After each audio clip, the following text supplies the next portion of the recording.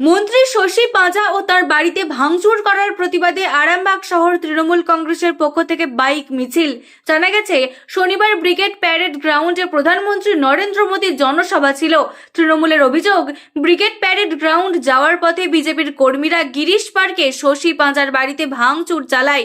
তারই প্রতিবাদে রবিবার আরামবাগের কালীপুর থেকে পারুল পর্যন্ত তৃণমূলের বাইক মিছিলটি অনুষ্ঠিত হয়।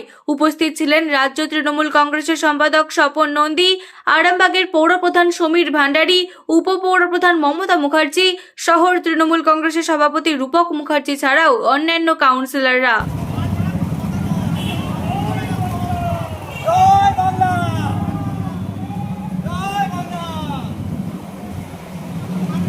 আপনারা জানেন যে আমাদের মন্ত্রী আমাদের সে শশী পাঁজাকে কিভাবে সে বিহার উত্তরপ্রদেশ থেকে প্রধানমন্ত্রী লোক এনে ঝাড়খণ্ড থেকে কিভাবে তার বাড়ি ভাঙচুর করেছে, মারধর করেছে, আমাদের পতাকা ফ্লেক্স সমস্ত ছিঁড়ে দিয়েছে।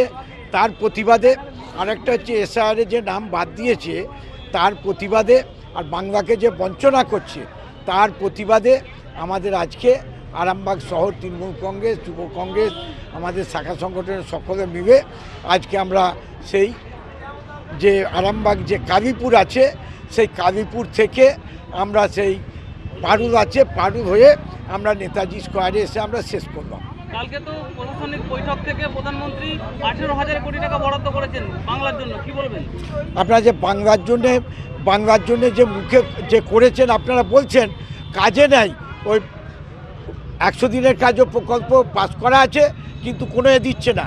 তাই মোদির ধাপ্পাবাজি বাংলার মানুষ সবাই বুঝে গেছে। 2026-এ আমাদের এই স্বতঃস্ফূর্ততা আপনারা বুঝতে পারছেন। 2026-এ বিপুল ভোটে জয়যুক্ত হয়ে দিদি চতুর্থবারের জন্য মুখ্যমন্ত্রী হবেন এবং যে বাংলা বিরোধী একটা কেন্দ্রীয় সরকার, আর গতকাল এসেছিলেন আমাদের মাননীয় প্রধানমন্ত্রী, তিনি এসে ওইখানে ব্রিগেডে দাঁড়িয়ে যতগুলি কথা বলে গেছেন তার বেশিরভাগ তিনি সব অসত্য কথা বলে গেছেন, এগুলো কোনোটাই সত্য কথা নয়।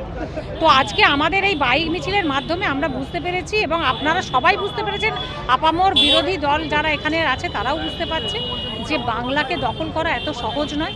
এই বাংলা মমতা বন্দ্যোপাধ্যায় ছিলেন মুখ্যমন্ত্রী, তিনি আছেন এবং তিনি থাকবেন। কে আপনারা জানেন যে এসআইআর করে চক্রান্ত করে যেভাবে সাধারণ ভোটারের তাদের নাম বাদ দেওয়া হয়েছে, তাদের নাম বিচারাধীন করে রাখা হয়েছে, তার প্রতিবাদে এবং আজকে যে দেখছেন গ্যাসের দাম 60 টাকা বৃদ্ধি করা হলো, তারপরেও গ্যাসের দোকানে দেখুন আজকে হাহাকার, মানুষ গ্যাসের লাইনে সকাল থেকে রাত পর্যন্ত দাঁড়িয়ে আছে।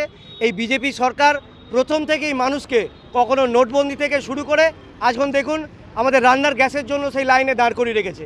তারই প্রতিবাদে আজকে আমরা আরামবাগ শহর তৃণমূল কংগ্রেস এবং শহর যুব কংগ্রেস এবং অন্যান্য শাখা সংগঠনের ব্যবস্থাপনায় আজকে আমরা সুন্দর শান্তিপূর্ণভাবে একটি মোটর বাইক র্যালি করলাম। এবার হাতের কাছেই মিলবে অত্যাধুনিক ও নির্ভরযোগ্য স্বাস্থ্য পরিষেবা।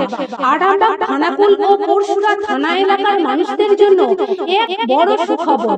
খানাকুলের সেকেন্দারপুরে গড়ে উঠেছে একটি আধুনিক ও সুসজ্জিত nursing home, lifeline health care. Director Sanjay Palu. এই নার্সিং হোমে রয়েছে 24 ঘন্টা রোগী দেখানোর ও ভর্তি করার সুব্যবস্থা। সঙ্গে রয়েছে বিনামূল্যে অ্যাম্বুলেন্স পরিষেবা। অভিজ্ঞ পরিষেবা ও যত্নশীল ব্যবস্থাপনায় আপনার সুস্থতা নির্ভরযোগ্য ঠিকানা লাইফলাইন হেলথ কেয়ার। যোগাযোগ 9735481158 7432984404।